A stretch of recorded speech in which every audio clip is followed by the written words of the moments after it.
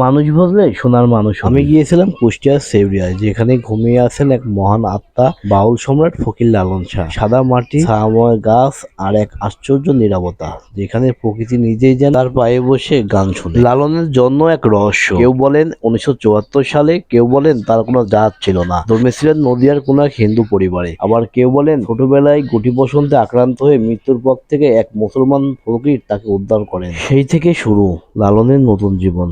ধর্ম তার ছিল মানব ধর্ম। তিনি বলতেন, ধর্ম যদি হয় মানুষে মানুষে ভেদ, তবে সেটা ধর্ম নয়, সে অন্ধবিশ্বাস। তার কোনো চাকরি ছিল না, পেশা বলতে ছিল গান, আত্মার সন্ধান আর মানবতার মানবাদ। তিনি ছিলেন বাউল, ঘরবিহীন, দলবিহীন, কিন্তু ভালোবাসায় ভরা। মানুষের মধ্যে হাজারো প্রশ্ন থাকে। লোকে বলে লালন ফকির কোন জাতের, কিন্তু লালন এমন কথা বলে গেছেন যে মানুষ বুঝলে সোনার মানুষ হবে। লালন শাহের গানের ভাষাগুলো ছিল মানব দেহ নিয়ে। সে সাধারণ মানুষের মতোই কথা বলতো, কিন্তু তার গানের ভাষাগুলো ছিল অনেক কঠিন। এক খুঁটির পর পাইরিম ছাড়া নিচে তার ভূমি। মনের মর্মে এটাকে আসমান জমিনকে বোঝানো হয়েছে।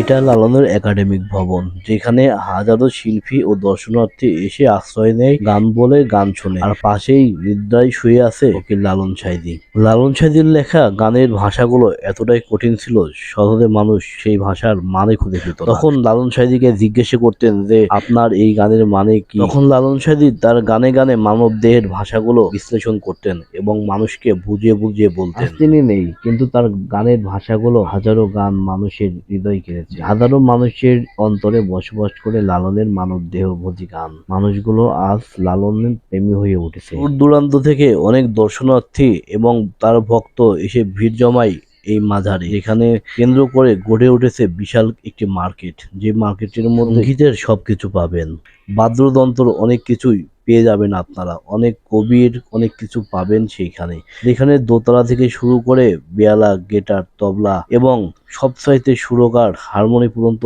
এখানে পেয়ে যাবেন। মার্কেটটির ভিতরে ঘর সাজানোর অনেক কিছুই রয়েছে, তার মধ্যে বাঁশের মোটা দিয়ে বানানো লালনের ভাস্কর্য, বিভিন্ন কাঠের উপরে আর্ট করা লালনের ছবি।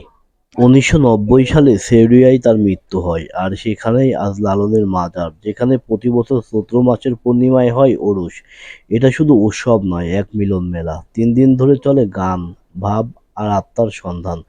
লালন একাডেমির মিউজিয়ামে মাজারে কমপ্লেক্সে গড়ে উঠেছে প্রায় 10 বিঘি সম্পত্তির উপরে। সাইদি লালনের একটি কথা ছিল, গুরু বিনা গতি নাই রে ভাই। সহজ সরল শব্দে তিনি গেঁথে গেছেন আত্মার ইতিহাস। তার গান শুধু গান না। বন্ধুরা, এতক্ষণ আপনাদের সাথে ছিলাম আমি রুমন শুদ্ধ।